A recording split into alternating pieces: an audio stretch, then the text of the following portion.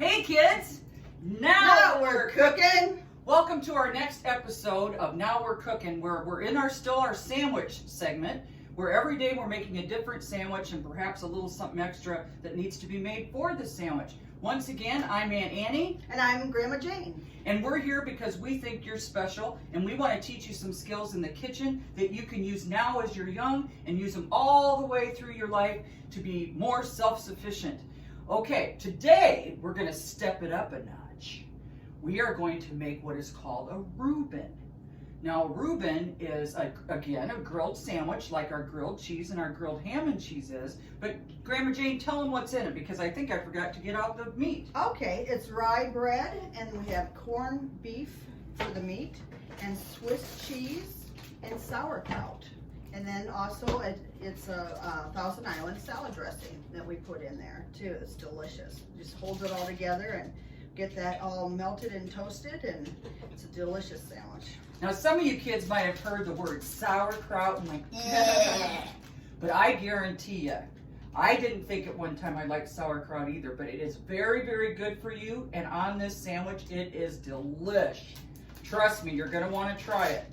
Yes. Next segment. Oh, go ahead. It has sort of a crunch and a tang. Again, how we've always talked about, we always want a texture, we want color. Well, here's the meat. Again, it's called corned beef, and you can get it packaged just like other packaged meats, like your turkey and ham at the store. And it is a delicious sandwich, and it's just as easy to make as our grilled cheese or our grilled meats and cheese. So, Jane, what do we need to do to get started here? First, I'm going to wash my hands real quick. Always wash your hands. Dusty water. Very, very good. Good thinking, Okay. Jane. We have to wash our hands before we touch our food. And I wanted to also talk about how we're introducing yet another kind of bread. Besides the sandwich bread we've used and the Vienna bread, now we're using a really good rye, which is very typical, either a plain rye or a marble rye in making a Reuben. So Jane, get us started. Well, we're going to butter one side of each of the slices of rye bread, just like we did the others, and toast them. Let's get that out of the way in case it's in the way. Okay, so I do that one, and then I'll do this one. Or actually, I might as well do that too. And then I will layer the sandwich before I toast it. And I'm going to start the stove, which is another thing. Be sure you have supervision whenever using the stovetop or oven. Or at least permission if your parents think you're advanced enough to do it without them overseeing you. Okay, Jane, are we going to put the meat on the butter part? No. I'm going to flip it over. We're going to flip it over, and we're going to put the meat on the portion of the sandwich. Now, might I suggest, Jane, that we put the spread on first? Okay. Now, in a Reuben, again, you can do it your own way, but I've been making a lot of these at the Elks Lodge where I volunteer. And we've been making some Reubens sometimes, and we found that this is a good way to do it. Jane could have done it any way she wanted, but we have found that it's a good idea to put our spread on both sides of the inside of the bread first before we do our layering. And that's only from experience that I've learned that that's best for me. Now, what we're using for a dressing is called Thousand Island dressing. Some restaurants, if you go, the menu will say Russian dressing.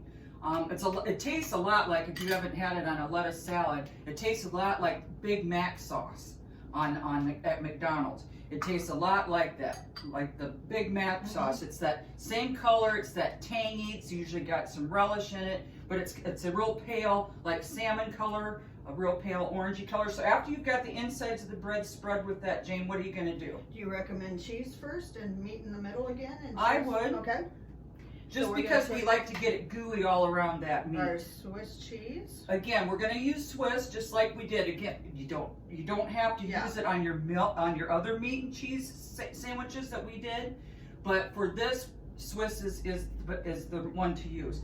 And so we used it in our other sandwiches too, just because it's what I have in my fridge. And then we'll start layering the corned beef. I like, Jane, how you do that. Can you roll show the kids that you're rolling it over? Yeah, there's a slice like this. I think that's two actually. And I just kind of roll it over. So Grandma Jane's an excellent cook. Oh, you're learning from the best, kids. I do enjoy it. I enjoy feeding people. and as you can see, I've been one of them. Me too. So it makes it a little thicker and more of a sandwich, you know, not too skimpy then. Well, I think we better put one more thing. Of corned beef? Well, no. Unless you're going to do it after you put the cheese on there.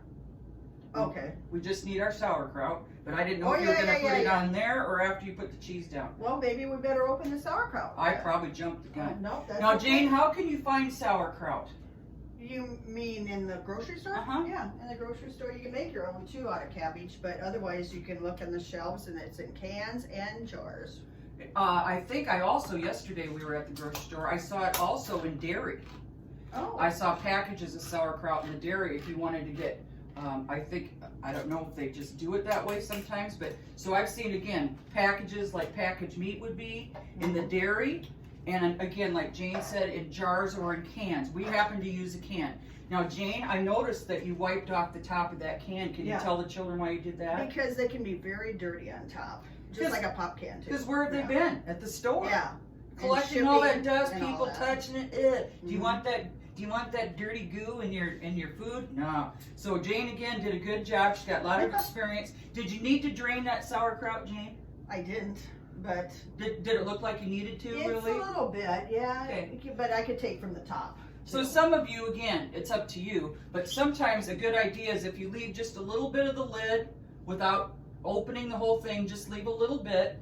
And then you can just go like so. Hold the lid in against the sauerkraut, and it'll drain out the excess juice if you don't want it. But Jane's able to too fast. Jane's able to grab enough that isn't too wet to put on our sandwich because we don't want a soggy sandwich. Okay, Jane, proceed. All right. Then we'll put some sauerkraut on there. Oh, and also if you don't like it so tart, you can add brown sugar to it. It's delicious. Would you like some? Maybe next time. Okay. Yeah. And if you bake it with pork chops or something like that, this brown sugar is really good. Oh, we'll do that with the pork chops. Yes. Good idea, Jane. See, I told you she was experienced. And I know you're at home saying, "Ugh, sauerkraut, ugh, yeah." But I don't want you to do that. You've got to try things before you say ick. Okay, here we go. And then we'll layer again with Swiss cheese. It's Yum. gonna be a nice plump sandwich. Wait till you see how delicious this is. You make sure which way I am. And again, Jane was checking to make sure her bread slices lined up. You know what I mean? Because there's a shape to the bread. So it's better so things don't ooze out that the flat end of the bread lines up on top with the flat end of the bread on the bottom. And vice versa, the rounded part. Okay, it'll just be better so things don't ooze out all over. And I preheated the pan so that's already sizzling. What are good things to have on the side with a Reuben if somebody thinks they need more than just the sandwich? Maybe coleslaw. Coleslaw, Yeah. delicious. And it's more cabbage for you, you know. Cabbage is good for us. Yeah. Now here's another misconception. And another better word is called a misnomer, which means if something is mispronounced or not used correctly. A lot of people say cold slaw. That's not right. Slaw might be cold if it's from the fridge, or they might just call it slaw, but it's actually coleslaw, C-O-L-E, okay? So if you want to sound really educated and smart, make sure you say coleslaw, not cold slaw. And it's almost ready. Is it a little harder to tell when it's ready since the brown is bread? It is. Or brown is bread. The bread is brown. Yeah, the bread is darker, so it is harder to tell. Okay. And again, you watch your heat because you can always turn it up, but you can't go back. Yeah. Once it's burnt, it's burnt. Yeah. Do we really just kind of want to make sure that this cheese is melted and the meat is heated through as well as the kraut? And if it's not melted enough and it's already toasted, you can always microwave it. Sure. Now that would tend to soften the bread, wouldn't it? Well, probably. Okay. But I wonder if well, let's see what you think. Well, It looks plenty toasted enough. Does it look like the cheese and the kraut is melted through and the meat? Sure looks good to me. Yeah. Doesn't take long, kids. And this is going to be fun. I could probably grab the strawberries back out that we just cleaned. In the last episode, we've got some strawberries with some sugar on or artificial sweetener. Kids, you are going to want to try this Reuben. It is delicious. And the next episode, we're going to add a little twist. And so stay tuned because we're going to teach you how to make another kind of a Reuben that's similar but a little different and a little different tasting. So before we sign off, I want to tell you again, Stay safe, respect one another, but above all, respect yourselves. Jayne, what would you say? Be safe, and we love you.